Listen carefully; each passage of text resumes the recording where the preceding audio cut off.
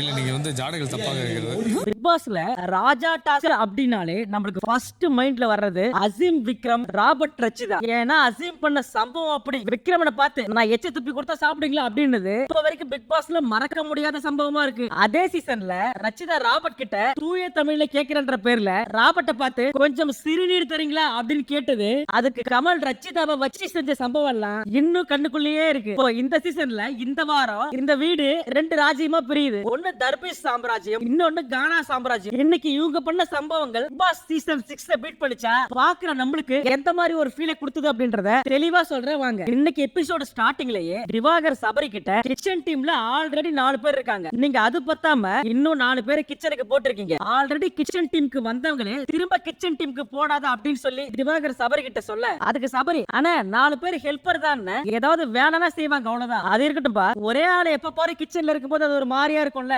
அப்படின்னு திவாகர் இங்க யார மென்ஷன் பண்றாருன்னா கனி அண்ட் ரம்யா. முக்கியமா ரம்யா இவங்க தான் பிக் பாஸ் ஆரம்பிச்சதுல இருந்து வேற எந்த வேலையும் பார்க்காம ஃபுல் டைமா கிச்சன்லயே இருக்காங்க. அதே மாதிரியே கனிக்கு நெருக்கமானவங்க எல்லாருமே கிச்சன்லயே இருக்காங்க. இதனாலதான் நம்ம அண்ணன் எதுக்கு போட்டவங்களே திரும்ப திரும்ப போடுற, புதுசா ஒரு ஆளை போடலாமே அப்படின்னு சொல்லி கேட்க, ஆல்ரெடி கிச்சன் டீம்ல 4 பேர் இருக்காங்க. இப்ப இருக்கிற எல்லாருமே கிச்சனுக்கு வரம்ன்றாங்க. ரம்யா நீங்க வேற டிபார்ட்மெண்ட் போட்டுருந்தீங்க, ஒரே ஆளு கிச்சன்ல இருக்கப்ப அது ஒரு மாதிரி இருக்கும்ல.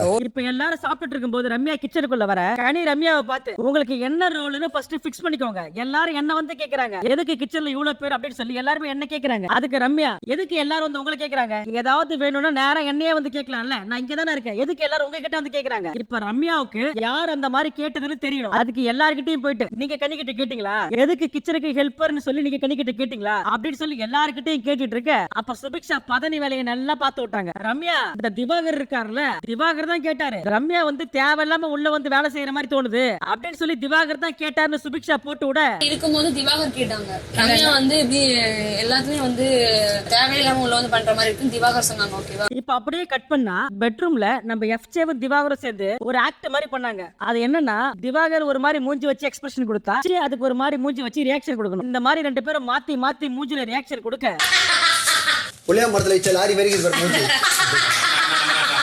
அப்ப நம்ம திவாகரோட நாக்கு லைட்டா ஆடிச்சு. அப்ப ஆப்போசிட் டீம்ல திவாகர் உங்க நாக்கு இடம் மாதிரி இருக்கு அப்படின்னு சொல்ல, அப்ப அங்க இருந்த வினோத் ஏங்க விடுங்க அவரு கொஞ்ச நேரம் பேசாம இருக்காரு, அது எவ்வளவு பெரிய விஷயம், இந்த ஆளு பேசாம இருந்தா அந்த வீட்டுக்கே நிம்மதி அப்படின்னு சொல்ல, இப்போ வினோத் அப்படி சொல்லும் போது திவாகர் எதுவும் சொல்லல. ஆனா அந்த ஆக்ட் எல்லாம் முடிஞ்சதுக்கு அப்புறம் திவாகர் வினோத்தை பார்த்து இன்னொரு தடவை நான் சீரியஸா நடிக்கும் போது நான் டிஸ்டர்ப் பண்ண அவ்வளவுதான் மரியாதை உனக்கு, ஐயோ உனக்கு ஏதாவது தோணுச்சுன்னா அப்பயே சொல்ல வேண்டியதானே, உட்காந்து ஞாபகப்படுத்தி திட்டுறேன், விளையாட்ட பாரியா, ஏய் உன் ரேஞ்சுக்கு எல்லாம் கேவலமான பேச முடியாது. என்னது ரேஞ்சா, என்னடா ரேஞ்ச் உனக்கு, என்ன ரேஞ்ச் சொல்லு, இன்னும் ரேஞ்சுக்குதுன்ற என்ன ரேஞ்ச் உனக்கு சொல்ற, இப்படி 2 பீஸ் வழக்கம் போல மாறி மாறி அடிச்சுக்க.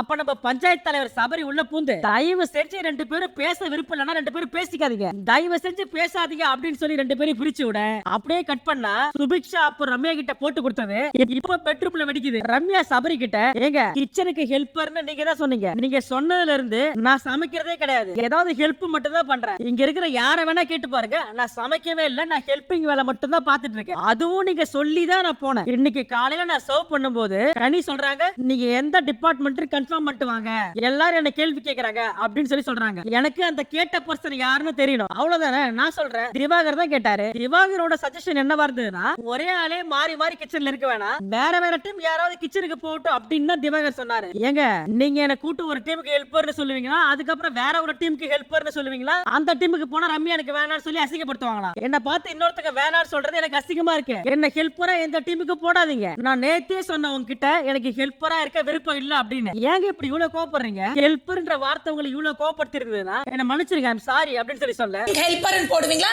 திருப்பி ஒரு டீமுக்கு ரம்யா வந்தா ஓகேனா அவங்க வேணாம்னு சொல்லுவாங்களா, அது எனக்கு அசிங்கமா இருக்கு. சைடுல உட்கார்ந்து அந்த கனியை கூட்டு ஏங்க நீங்க காலைல என்ன சொன்னீங்க, நீங்க எந்த டிபார்ட்மெண்ட் கன்ஃபார்ம் பண்ணுவாங்க, எல்லாரும் என்ன கேள்வி கேக்குறாங்க சொன்னீங்க, ஆனா எல்லாருமே கேட்கலையாமே, திவாகர் மட்டும் தான் உங்களை கேட்டாரா, நீங்க எப்படி எல்லாரும் கேட்டாங்கன்னு சொல்லுவீங்க. அப்ப கனி சாரிங்க தெரியாம சொல்லிட்டேன், ஐ அம் சாரி, அப்படி சொன்னதுக்கு என்ன மன்னிச்சிருக்க அப்படின்னு சொல்லி கனி சாரி கேட்க, அப்புறம் ரம்யா திவாகரை பார்த்து திவாகர் உங்களுக்கு ஏதாவது கேட்கணும்னா நேரா என்கிட்ட வந்து கேளுங்க, எதுக்கு அங்க சுத்தி இங்க சுத்தி வந்து கேக்குறீங்க சொல்லாதீங்க. நான் எல்லாரையும் பர்சனலா கேட்டு எல்லாரும் நான் சொல்லலன்னு சொல்றாங்க. That was my bad. Sorry. இப்ப சபரி உங்க எல்லார்கிட்டயும் நான் ஒரு கேள்வி கேக்குறேன், இங்க இருக்கிறவங்க யாராவது இது வரைக்கும் கிச்சன் டீமுக்கு போகாதவங்க கிச்சன் டீமுக்கு போகணும்னு ஆசைப்படுறீங்களா அப்படின்னு சொல்லி கேட்க அதுக்கு பாரு கையை தூக்க. அப்ப எஃப்ஜே பாரு உன் கண்ணுல தான் அடிபட்டு இருக்குல்ல, நீ எதுக்கு கிச்சன் டீமுக்கு போற? ஏங்க நான் கண்ணாடி போட்டு வேலை செய்வேன். இருக்கிறதுல ரிஸ்கான டிபார்ட்மெண்ட் கிச்சன் தான். நெருப்புலாம் வந்து கண்ணுல போடும் ஓகேவா? எனக்கு ஓகேங்க. அங்க பாத்ரூம் ஒரு ஆசிடா இருக்கு, ஆசிட கண்ணுல பட போகுது. கிச்சன் தானே, சும்மா ஹெல்ப் தானே பண்ண போறேன். நான் கண்ணாடி போட்டு காய்கறி கட் பண்ணிப்பேன், நீங்க மூடுங்க. அதெல்லாம் முடியாது, நீங்க எல்லாம் கிச்சன் டீமுக்கு வரக்கூடாது அப்படின்னு சொல்லி எஃப்ஜே ஒத்த கால்ல நிக்க. அதாவது ஓவராலா இந்த அன்பு கேங் என்ன பண்றாங்கன்னா யாரையுமே கிச்சனுக்குள்ள விடுறதே கிடையாது. இந்த சீசன் ஸ்டார்டிங்ல இருந்து ஒரு 4-5 பேர் தான் கிச்சன்ல இருப்பாங்க. கனி, சபரி, எஃப்ஜே, ரம்யா, கெமி இவங்க மட்டும் தான் சுத்தி சுத்தி கிச்சன்ல இருப்பாங்க. இவங்க வேற எந்த டிபார்ட்மெண்ட்டுக்கு போவே மாட்டாங்க, மத்தவங்களையும் கிச்சன் உள்ள விட மாட்டாங்க. ஏன்னா கிச்சனை இவங்க மட்டும் தான் ஆளணும் அப்படின்ற எண்ணம் இவங்களுக்கு. நீ சமைச்சு போட்டு தானே எல்லாரையும் கவர் பண்ற, முதல்ல அதை உடைக்கணும்ன்றதுக்காகத்தான் திவாகரும் பாரு சேர்ந்து நாங்க கிச்சன் டீமுக்கு போறோம் அப்படின்னு சொல்லி பிடிவாதமா இருக்காங்க. இந்த விஷயத்துல பாரு அண்ட் திவாகர் பண்றது 100% சரி. 35 நாளா கனி மட்டும் தான் கிச்சன்ல இருப்பாங்களா? ஏன் இந்த வீட்டுல வேற யாருக்கும் சமைக்க தெரியாதா, இல்ல சமைக்க ட்ரை பண்ணவே கூடாதா? இப்ப சபரி பாரு பார்த்து நீங்க இந்த கண்ணை வச்சு கிச்சன்ல வேலை செய்யும் போது அதுல என்ன ஆனாலும் உங்களுக்கு ஏதாவது பிரச்சனை இருக்கா? எனக்கு எந்த பிரச்சனையும் இல்ல, நான் கிச்சன் டீமுக்கு போறேன். உடனே சபரி சம்பந்தமே இல்லாம, ஏன் உனக்கு பாத்ரூம் கிளீனிங்னா கேவலமா இருக்கா? இங்க யாரும் பாத்ரூம் கிளீனிங் கேவலம்னு சொல்லவே இல்ல. இன்னும் சொல்ல போனா 3 வாரம் நான் பாத்ரூம் கிளீன் பண்ணிருக்கேன். நான் கிச்சன் டீம் போறேன்னு தான் கேக்குறேன். இப்போ இந்த பிரச்சனை தொடர்ந்து ஒரு 2 மணி நேரமா போயிட்டு இருக்க பெட்ரூம்ல. ஏன் உன் கண்ணு தான் பிரச்சனையா இருக்குல்ல, நீ எதுக்கு கிச்சன் டீம் போற? நீ வீட்டுக்குள்ள வேற ஏதாவது வேலை இருந்தா பாரு, இல்லனா ரெஸ்ட் அப்படின்னு சொல்ல. பாருக்கு வந்துச்சு கோவம். சார் நான் உங்ககிட்ட பேச விரும்பல சார். இப்போ இவ்வளவு பேர் பேசுனாங்க, அப்பெல்லாம் நீங்க வரல. இப்ப நான் பேசும்போது மட்டும் வாண்டடா உள்ள வரீங்களா? என்னை பத்தி பேசும்போது மட்டும் ஏன் நீ வர? என்ன பார்த்தா உனக்கு என்ன இலக்காரமா இருக்கா? என் கிட்ட மட்டும் வந்து ஒரு எக்ஸ்பிரசிவா பேசுவாரு. அதுக்கு விக்ரமும் பாடி லாங்குவேஜ் எல்லாம் பண்ணி பாரு வெறிப்பேத்த. அப்ப பாரு வக்ரம் பிடிச்சவனே, வக்ரம் விக்ரம் வக்ரம் விக்ரம் வக்ரம் விக்ரம்னு பாட்ட பாட பதிலுக்கு விக்ரம் சின்ன புள்ள தனமா பண்ண. உங்க வக்கரத்தை வந்து என்கிட்ட மட்டும் கொட்டாதீங்க, ஊர் எல்லாத்துக்கும் கொட்டுங்க. தம்பி உன்னை ரொம்ப பண்பா வளர்த்திருக்காங்க, ரொம்ப பண்பா வளர்த்திருக்காங்கப்பா அப்படின்னு சொல்லி பாரு சொல்ல. உடனே விக்ரம் அந்த பாயிண்ட புடிச்சுக்கின்னு எப்படி என் வளர்ப்பை பத்தி பாரு பேசலாம், நான் அவங்க வளர்ப்பை பத்தி பேசணும்னா அவங்க எப்படி என் வளர்ப்பை பத்தி பேசலாம் அப்படின்னு சொல்லி சொல்ல. உடனே அன்பு கேங்க எல்லாம் ஒன்னா சேர்ந்து பாரு எப்படி வளர்ப்பை பத்தி பேசலாம், பாரு எப்படி விக்ரமோட வளர்ப்பை பத்தி பேசலாம் அப்படின்னு சொல்லி சண்டைக்கு போவேன். அப்ப கமருதீன் அன்பு கேங்க கிட்ட, ஏங்க இவ ரம்யா பேசும்போதெல்லாம் கம்மன் தானே இருந்தா, பாரு பேசும்போது மட்டும் எதுக்கு தேவையில்லாம மூக்க நுழைக்கிறான்? ரம்யா அவ்வளவு பேச்சு பேசினாங்க, அப்பெல்லாம் இவரை காணா. பாரு கிச்சன் டீமுக்கு போறேன்னு சொல்லும்போது மட்டும் எதுக்கு வாண்டடா வந்து மூக்க நுழைக்கணும்? தம்பி உன் வக்கரத்தை என்கிட்ட மட்டும் கொட்டாத, ஊர்ல இருக்கிற எல்லார்கிட்டையும் போய் உன் வக்கரத்தை நல்லா கொட்டு, என்கிட்ட மட்டும் வந்து கொட்டாத, அதுக்கு நாள் கிடையாது அப்படின்னு சொல்லி பாரு சொல்ல. டேய் நீ டார்கெட் பண்றதுக்கு நான் தான் கிடைச்சனா, போய் வேற எங்கேயாவது காட்டுற உன் வக்கரத்தை. உடனே விக்ரம் கலாய்க்கிறன்ற பேர்ல கேவலமா ஒரு ரியாக்ஷன் கொடுக்க. அதுக்கு நான் தான் கிடைச்சனா, போய் வேற எங்கிட்டாவது காட்டுவான் வக்கரத்தை, வேற எங்கிட்டாவது போய் காட்டு. அத பார்த்த கமருதீன் ஏய் திருப்பியே வரல போட. ஏங்க நான் பண்ற காமெடி எனக்கு பிடிச்சிருக்குங்க. டேய் நீ பண்றது எங்களுக்கு பிடிக்கலடா, எனக்கு பிடிச்சிருக்கு, நான் பண்ணுவேன். சைடுல பாரு மச்சான் நீ சும்மா இருடா, அவனுக்கு தைரியமே கிடையாது சுத்தமா. சும்மா என்கிட்ட மட்டும் தான் வந்து வீரத்தை காட்டுவான். வீட்டுல இத்தனை பேர் இருக்காங்கல்ல, அங்க போய் காட்ட சொல்லுவான் வீரத்தை. உடனே விக்ரம் டென்ஷன் ஆகுறாராமா. டென்ஷன் ஆகி வளர்ப்பு பத்தி யாரு பேசுறது கமருதீன், வளர்ப்பு பத்தி யாரு பேசுறது? தம்பி நீ தான் 35 நாளா நல்லவன் பண்பானவன் சொல்லிட்டு இருந்த, இப்ப எங்கடா போச்சு உன் பண்பு? அந்த பண்பை கால்ல போட்டு மிதிச்சிட்டேன். டேய் 35 நாளா அமைதியா தானே இருந்த, அதுக்கு திரும்ப அமைதியாருன்னு சொல்றியா? இன்னைக்கு விக்ரம் பண்றதெல்லாம் பாக்குறப்போ செம்ம கடுப்பாச்சு. ஏயோ 35 நாளா கம்முன்னு இருந்த, இப்ப திடீர்னு பாரு கிட்ட மட்டும் வந்து ஏறதுக்கு காரணம் என்ன? பாரு சொல்ற மாதிரி ஒரு வீரத்தை காட்டணும்னா வீட்டுல இத்தனை பேர் இருக்காங்கல்ல, அங்க யாருக்கிட்டே போய் காட்டலாம்ல, எதுக்கு 2 நாளா பாரு மட்டும் பிடிச்சு நோண்டணும்? இப்ப நீங்க சொல்லுங்க, இத்தனை நாளா அமைதியா இருந்துட்டு திடீர்னு இந்த மாதிரி பிஹேவ் பண்றது உங்களுக்கு எப்படி ஃபீல் ஆச்சு அப்படின்றத கமெண்ட்ல சொல்லுங்க.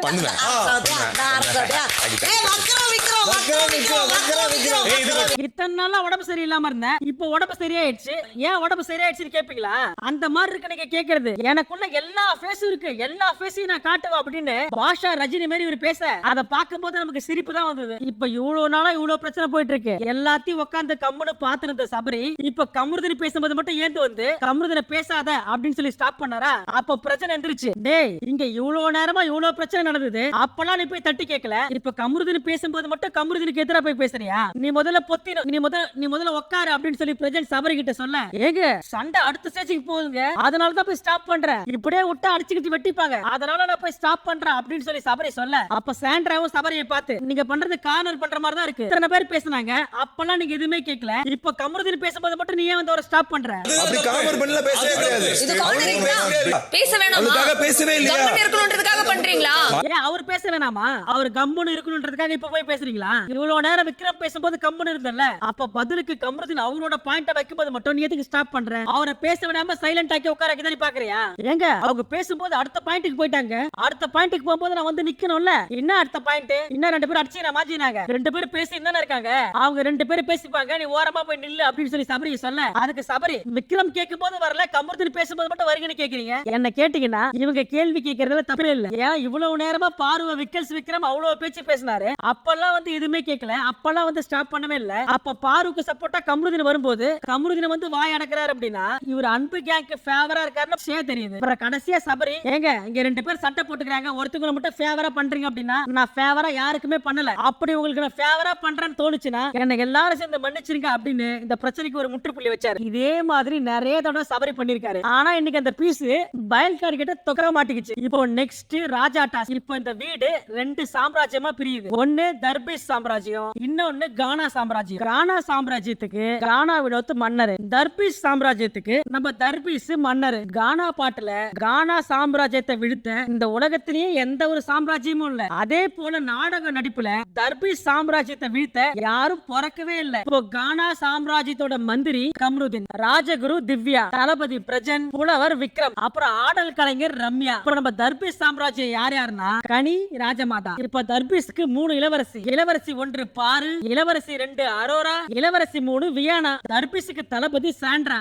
இப்ப இந்த 3 இளவரசி யாருன்னா நம்ம மன்னர் தர்பீஸ் இருக்காருல்ல, தர்பீஸோட சொந்த அக்கா மகள்கள். அது மட்டும் இல்ல, இவங்க 3 பேருக்கு ராஜா மேல ஒரு கண்ணா. ஆனா ராஜா மாத்தா ரொம்ப ஸ்ட்ரிக்ட். இந்த 3 இளவரசியும் ராஜா கிட்ட போக அனுமதிக்கவே கூடாது. ஏன்னா அந்த அளவுக்கு ஸ்ட்ரிக்ட் ராஜா மாதா. இப்போ வினோத் ராஜாவுக்கு வேலையாட்கள் அமித் அண்ட் கெமி. அதே மாதிரி தர்பீஸுக்கு வேலையாட்கள் சுபிக்ஷா மற்றும் எஃப்ஜே. இப்போ கமருதீனுக்கு ஒரு ஸ்பெஷல் நோட். அது என்னன்னா கமருதீனுக்கு எதிரி நாட்டு இளவரசி பாரு மேல ஒருதலை பட்சமா காதல். ஆனா பாருக்கு ராஜா மேல காதல். அதனால கடுப்பாவற கமருதீனுக்கு ஊர்ல யார் லவ் பண்ணாலுமே பிடிக்காதா, யார் லவ் பண்ணாலும் பிரிச்சு விடணும். அதான் கமருதீனோட வேலை. இதெல்லாம் வச்சு பாக்குறப்போ ஏற்கனவே இந்த மாமா வேலையெல்லாம் விஜய் டிவி தான் ஸ்பெஷலிஸ்ட். அதுல நம்ம பிக் பாஸ் ஒருபடி மேல போய் மாமாவுக்கெல்லாம் மாமா, நம்ம பிக் பாஸ் மாமா. இப்போ 2 ராஜாவுக்கு ஆளுக்கு ஒரு கிரீடம் கொடுக்க நம்ம கமருதீன் என்ன பண்ணாரு, ஆப்போசிட் டீமோட ஆப்போசிட் கேங்கோட கிரீடம் எடுத்து தலையில போட்டு வர, அதை பார்த்து வினோத், ஏய் சூப்பரா இருக்கடா இது, நான் போட்டுக்கிட்டு தலையில குத்துது, அதை இங்க எத்துருவாயா அப்படின்னு சொல்லி சொல்ல, அப்ப சபரி வந்து ஏங்க அதை அங்கேயே வச்சிருங்க அப்படின்னு சொல்ல, ஆனா இவரு சொல்ல கேட்காம அது நல்லா இருக்கு அப்படின்னு சொல்லி வினோத் வாங்கி தலையில போட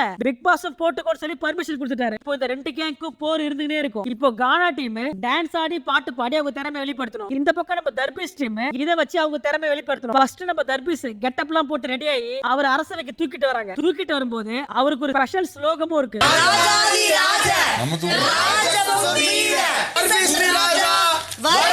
இப்போ கானா டீமுக்கு அந்த மாதிரி ஸ்லோகலாம் இல்ல. ஆனா இவங்களாவே ஒரு சினிமா பாட்டை பாடி மன்னரை தூக்கிட்டு வராங்க. அடுத்து நம்ம ரம்யா தான் ஆடல் கலை வல்லுநர்ல, அதனால ராஜா முன்னாடி அவங்க ஒரு டான்ஸ் பெர்ஃபார்மன்ஸ் போட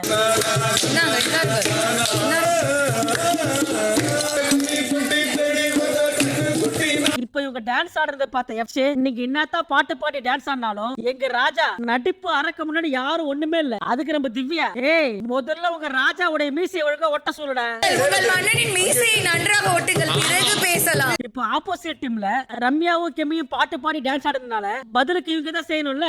அதனால ராஜாவே இறங்கி வந்து தன்னுடைய நடிப்பு திறமையை காட்டுறாரு பாருங்க. எலும்பு, சதை, மூளை, ரத்தம், நாடி அனைத்திலும் நடிப்பு வரி கூறி போகிய தர்பீசன். இந்த பீஸும் இப்ப முடிக்கும் அப்ப முடிக்கும்னு பார்த்தா இது மட்டும் பேசிக்கிட்டே இருக்கு. இப்ப ராஜா பெர்ஃபார்ம் பண்ணத பார்த்து இந்த நாட்டுடைய ராஜா நம்ம கானா சாம்ராஜ்ய வினோத் இவரே கோதாவில இறங்கி தர்பீஸுக்கு எதிராக ஒரு பாட்டை எழுதி அந்த பாட்டை அவரே பாடி காமிச்சாரு. எங்களோட அரசு கிட்ட மோதி பார்க்காத எதிர்கட்சி மன்னா, உன் வாய் ஃபுல்லா புண்ணா, உன் நிர்வாகமே சரியில்லை, உனக்கு 3 பெண்ணா. இது ஓகேவா? தர்பீஸ் டீம் எல்லாம் ஒன்னா சேர்ந்து வாந்தி எடுக்கிற மாதிரி ரியாக்ஷன் கொடுக்க, அதுக்கு பதிலுக்கு நம்ம தர்பீஸ் டீம் மறுபடியும் தன்னோட நடிப்பு திறமையை வெளிப்படுத்த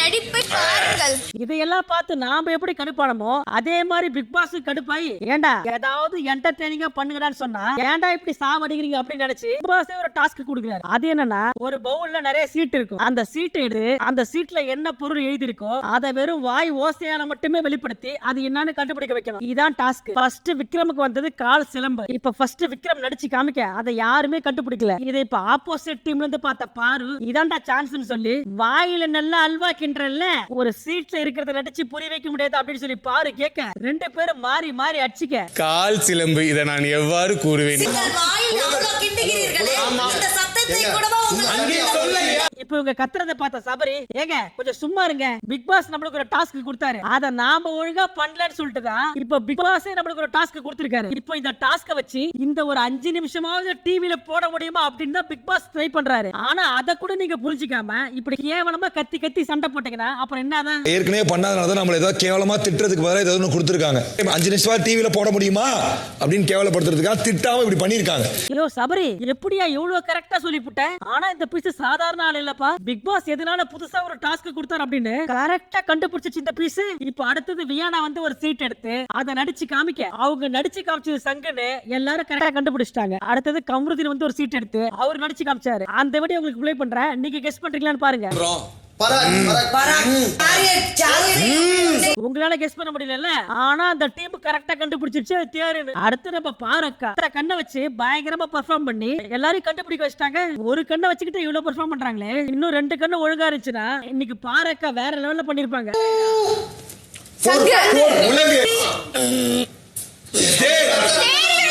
ஆனா உண்மையாவே இந்த இளவரசி கெட்டப்ல அந்த பார்வை பாக்குறதுக்கு கொஞ்சம் பரிதாபமா தான் இருந்துச்சு. சரி, நேத்து தான் வீங்கி இருந்தது, இன்னைக்கு கொஞ்சம் வீக்க குறையுன்னு பார்த்தா இன்னும் கொஞ்சம் ஹெவியா வீங்கி இருக்கு. இன்னைக்கு எது எப்படியோ அக்காவுக்கு சீக்கிரம் குணமாகணும் அப்படின்னு நம்ம கனவுல வேண்டிப்போம். அடுத்து வந்து நம்ம திவ்யா அக்கா ரொம்ப நேரமா இஸ்ன்னு சவுண்ட் கொடுக்க நான் கூட நல்ல பம்பு தான் நினைச்சேன். கடைசியா அது விசிறியா. அப்புறம் இந்த டாஸ்க்ல கடைசியா 7க்கு 6 அப்படின்னு சொல்லி நம்ம தர்பீஸ் சாம்ராஜ்யம் வின் ஆயிடுச்சு. கடைசியா இந்த எபிசோட் எண்ட்ல நம்ம தர்பீஸ் சாம்ராஜ்யம் எல்லாம் ஒன்னா சேர்ந்து நம்ம தர்பீஸ் ஒரு ட்ரேட்மார்க் இருக்குல்ல, அதாங்க தர்பீஸ் சாப்பிடுறது, அந்த போஸ்ட் கொடுத்து எபிசோட முடிச்சு வச்சாங்க. இன்னைக்கு இந்த டாஸ்க் தற்காலிகமாக நிறுத்தப்பட்டிருக்கிறது. நாளைக்கு காலையில திரும்பவும் இந்த டாஸ்க் தொடங்கும் அப்படின்னு சொல்லி நம்ம பிக் பாஸ் அனௌன்ஸ் பண்ணிட்டாரு. சோ இவங்க தொல்லை நாளையும் தொடரும். சோ இப்ப நீங்க சொல்லுங்க, இந்த ராஜா டாஸ்க் எப்படி இருந்துச்சு அப்படின்றத. என்ன கேட்டீங்க அப்படின்னா இந்த டாஸ்க் இன்னும் பயங்கரமா எஃபர்ட் போட்டு இன்னும் ஜாலியா ஃபன்னா பண்ணிருக்கலாம். ஏன்னா இது ஒரு சீரியஸ் டாஸ்கே இல்ல. ஏன்னா ஒரு பக்கம் தர்பீஸ், இன்னொரு பக்கம் நம்ம கானா, 2 பேருமே காமெடி. சரி ஓகே, நாளைக்காவது இந்த டாஸ்க் ஃபன்னா பண்றாங்களா இல்லையா அப்படின்றத பொறுத்திருந்து பார்ப்போம். அப்புறம் போறதுக்கு முன்னாடி ஒரு சின்ன விஷயம், இந்த வீடியோ பத்தின நிறைய குறைகளை நீங்க கமெண்ட்ல சொல்லுங்க. உங்களுக்கு இந்த வீடியோ பிடிச்சிருந்துச்சு அப்படின்னா மறக்காம ஒரு லைக் கொடுத்துட்டு